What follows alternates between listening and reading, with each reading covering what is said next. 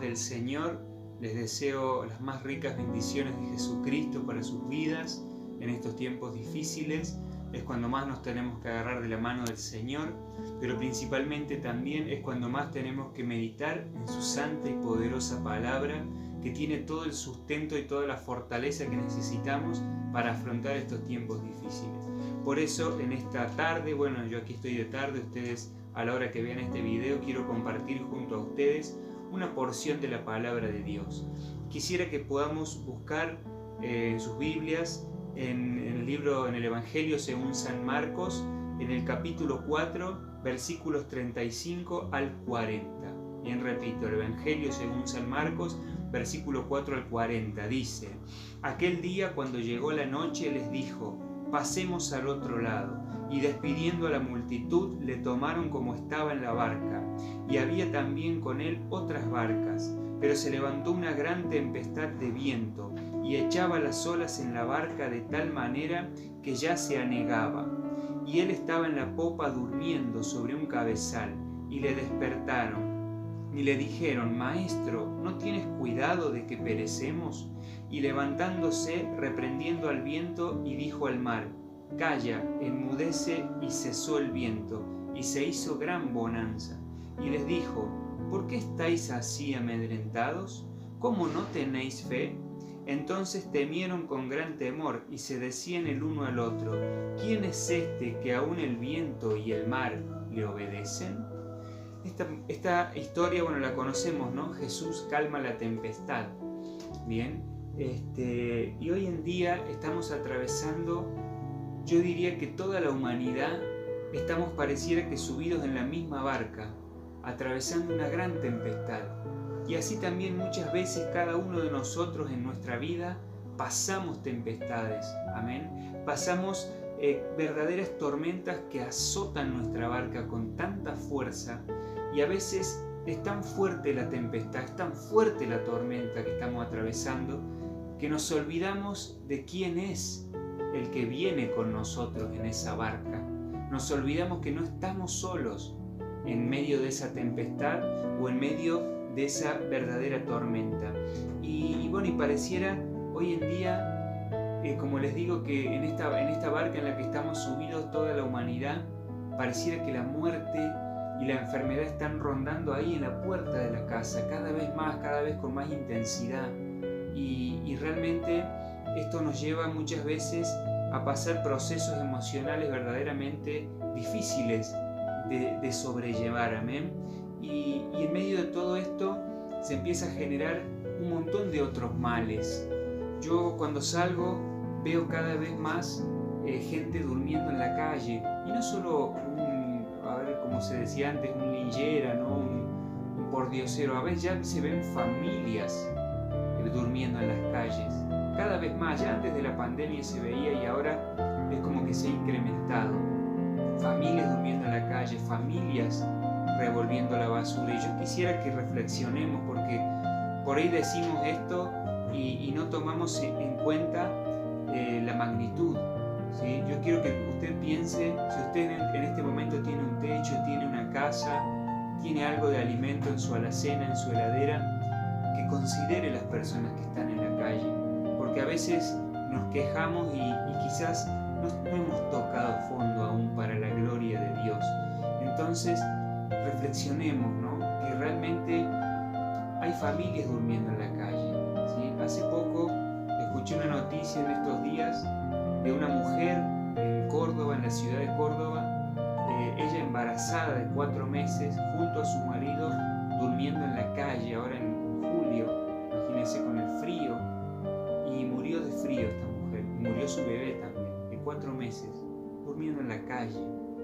Y reflexionemos en estas cosas, ¿no? Porque muchas veces podemos decir: pero tal vez no hacen esto, no hacen lo otro, ¿no? Pero Dios nos quiere llevar a un nivel de sensibilidad mayor con estas cosas que pasan. Su marido hacía changas, trabajaba, pero no les alcanzaba para pagar ni siquiera una pieza. Porque, ¿sabes? Estas tempestades y estas tormentas que pasamos en la vida a veces sacan lo peor de las personas. Se vuelven más egoístas, más ambiciosas pareciera. Quieren aprovechar la situación para obtener un beneficio. Esto también se ve. Entonces creo que a veces las tempestades sacan lo más egoísta de cada uno, ¿verdad? Sacan a relucir el egoísmo, y ahí podemos ver realmente quién es quién, ¿no? Y quién realmente está dispuesto a hacer la voluntad de Dios y quiénes no. Y todo esto realmente es lo que estamos atravesando. Y pareciera que es eso lo peor, ¿no? La muerte, la enfermedad, la pobreza. Pero ¿sabe? No es lo peor. No es lo peor. Que lo que estamos atravesando, lo que estamos viendo, el reflejo, el resultado de todo esto en la sociedad. Lo peor, ¿sabe qué es? Dos cosas: la incertidumbre y la falta de fe y confianza en Dios. Eso es lo peor que está atravesando la humanidad en este momento. Y eso es lo peor que está atravesando, peor aún, los hijos de Dios. Porque los incrédulos, bueno, siempre fueron incrédulos, ¿no?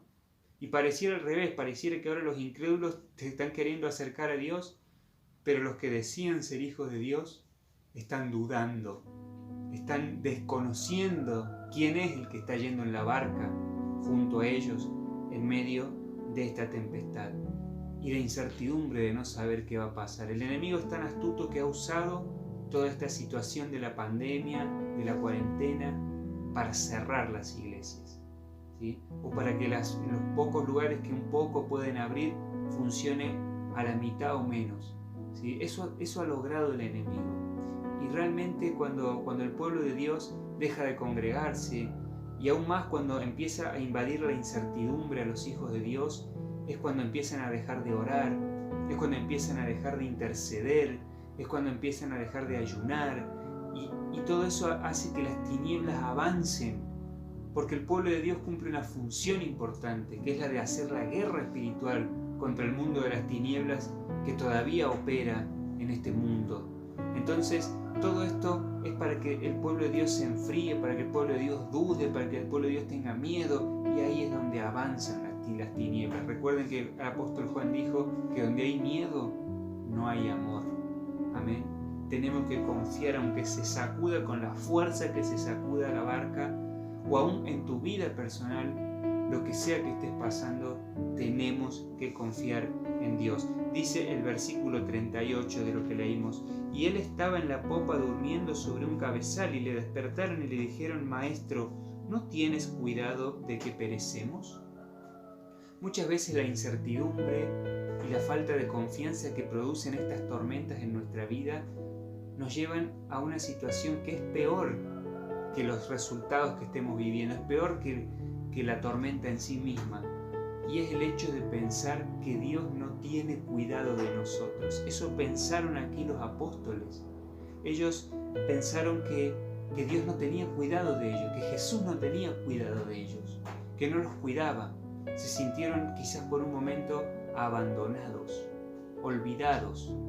Y eso es lo que nos pasa muchas veces, ahora en la pandemia, pero también en cada situación difícil que hemos atravesado en nuestra vida, el sentir: Dios no nos cuida, Dios no tiene cuidado de esto, Él no le interesa esto.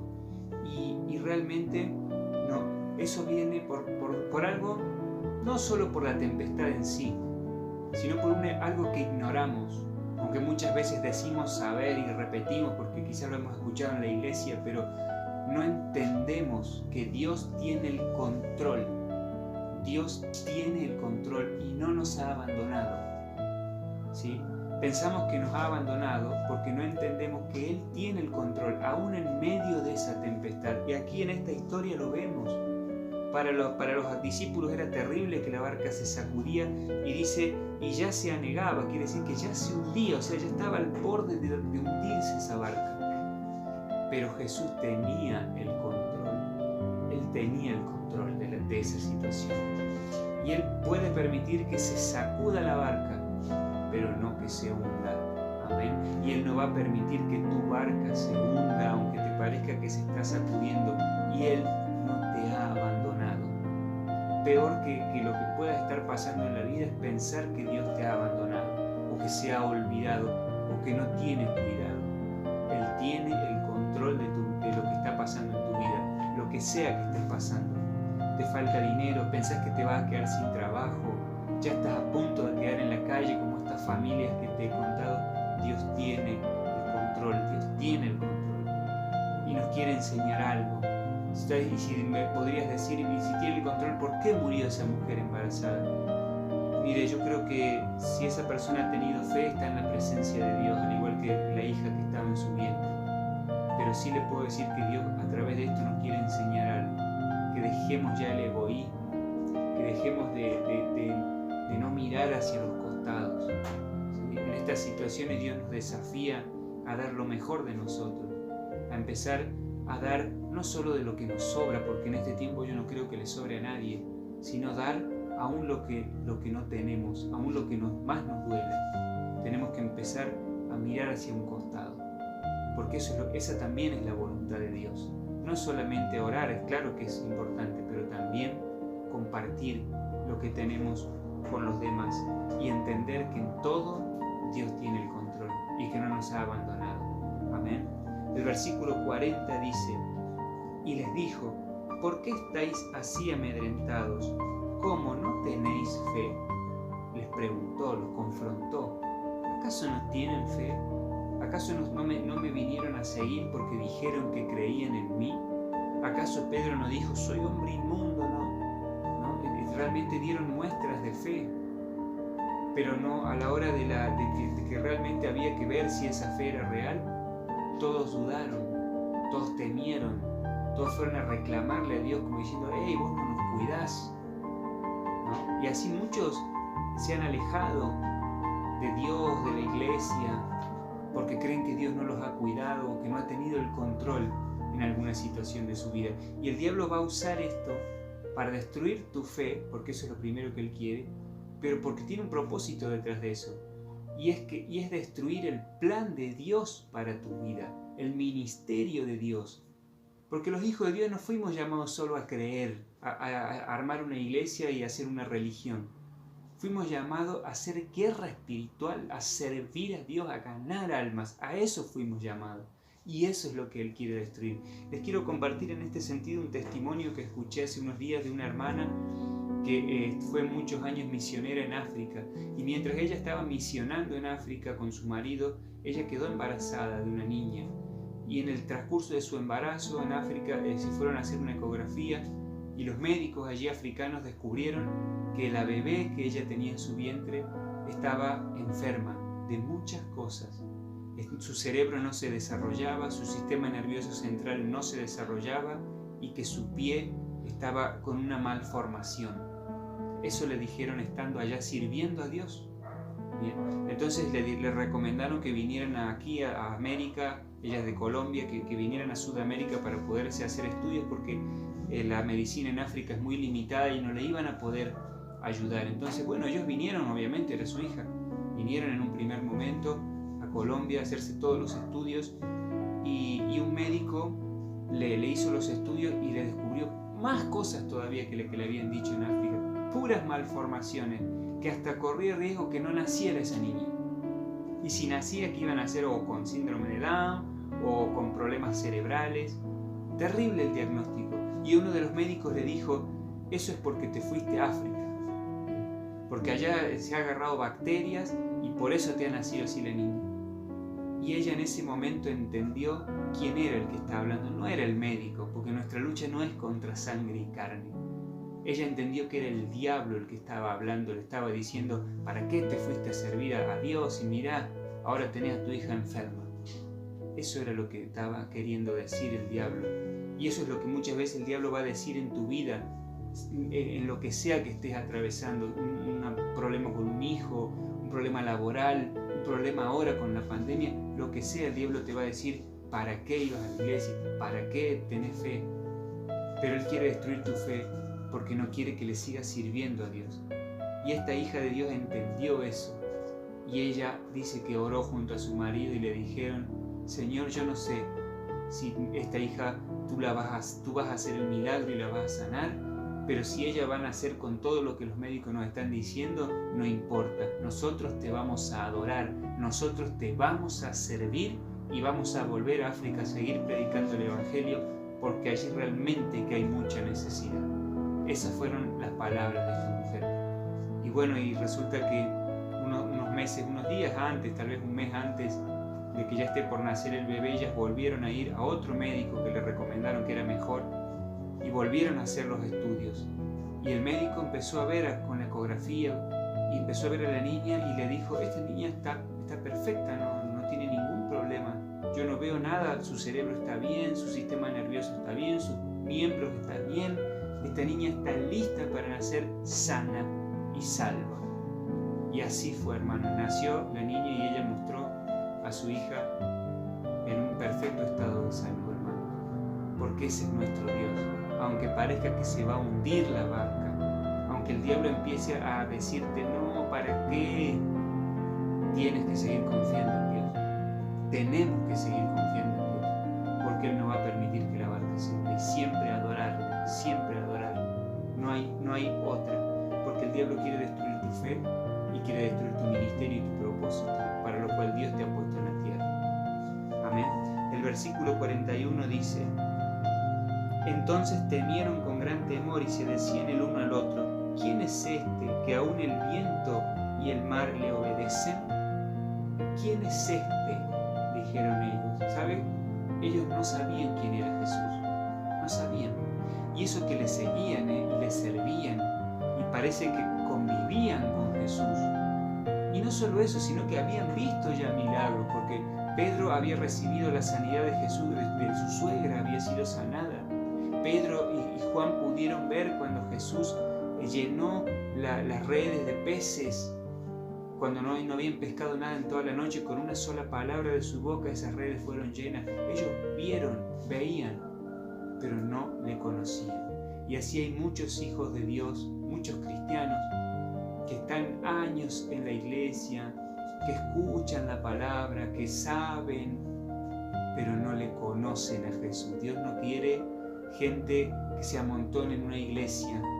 Dios quiere que le conozcas donde estés, que le conozcas a Jesús, conocele a tu Dios y confía en Él, aún en medio de la tempestad. Confía en Él, Él quiere que sepas quién es, porque Él te conoce muy bien y no te va a abandonar. Entonces es hora de este desafío, de dejar ya de tener una religión simplemente, y empezar a conocer a Jesucristo. ¿Saben? Nunca, mientras estemos en esta tierra, nunca lo vamos a terminar de conocer, porque es tan grande Él, es tan infinito su poder, su sabiduría, su ciencia, que nunca lo vamos a terminar de conocer, pero Él quiere que cada día le conozcas más. Eso es lo que Él quiere, que sepas quién es tu Dios es. ¿Amén? Y eso es lo que Él quiere, y ese es el desafío. Hace unos días un hermano me decía que preparar una prédica para decir cómo encontrar la paz. La paz no es algo que vamos a poder adquirir o comprar. La paz ya la encontraste el día que conociste a Jesucristo de Nazaret, tu Señor, tu Dios. Y Él ha estado siempre con vos, aún en medio de tus tiempos de menos paz de tu vida, aún cuando tu barca se sacudía más fuerte, Él estaba ahí. Y Él estaba con sus manos extendidas para darte paz. Pero a veces los afanes de la vida nos ahogan tanto que no lo podemos ver. Y eso es lo que Él quiere. ¿Sabes? La paz no es algo que lo vas a comprar como un 0 kilómetro y lo vas a tener estacionado ahí, y cuando quieras lo vas a poder ir a usar. Es algo que se tiene que ganar cada día. Es un estado que debemos alcanzar cada día mientras estamos en esta tierra. Y ese estado solo se alcanza con oración, doblando rodillas, buscando el rostro de Dios con toda nuestra fuerza y con todo nuestro ser. Que a veces queremos tener paz, y si nos planteamos cuánto hemos estado de rodillas en este día, en esta semana, cuántas horas, y seguramente la respuesta sea minutos o tal vez nada. Y así es difícil alcanzar la paz. Ayer escuchamos una palabra de un hombre de Dios en la Biblia, Obed. Dice que él estuvo 3 meses adorando a Dios día y noche. 3 meses.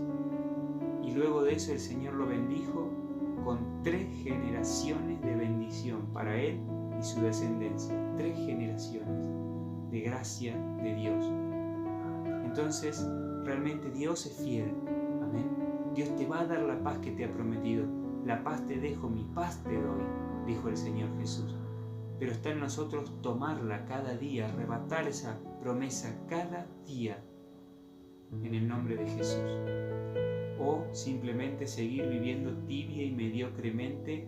Entonces así cada vez que viene una tempestad nos olvidamos quién es Dios, qué prometió, qué puede hacer. Amén. Busquemos la paz y Dios va a responder aún en las peores tempestades. Les invito a que oremos, inclinen su rostro y entremos en oración. Padre Santo, Padre Celestial, Señor Dios Todopoderoso, en el nombre de Jesús, invoco tu santo y bendito nombre, eterno Dios, a ti el eterno, el fiel y verdadero, aquel cuyo nombre es fiel y verdadero, Rey de reyes y Señor de señores. Yo hoy confieso con mi boca por fe que tú estás en medio de mi barca, que tú estás en medio de nuestra barca, que tú estás calmando esta tempestad en el nombre de Jesús, que tú estás llenando de paz, de esa paz que tú prometiste, de esa paz que el mundo no nos puede dar. Tú estás llenando nuestra alma, estás llenando nuestro ser.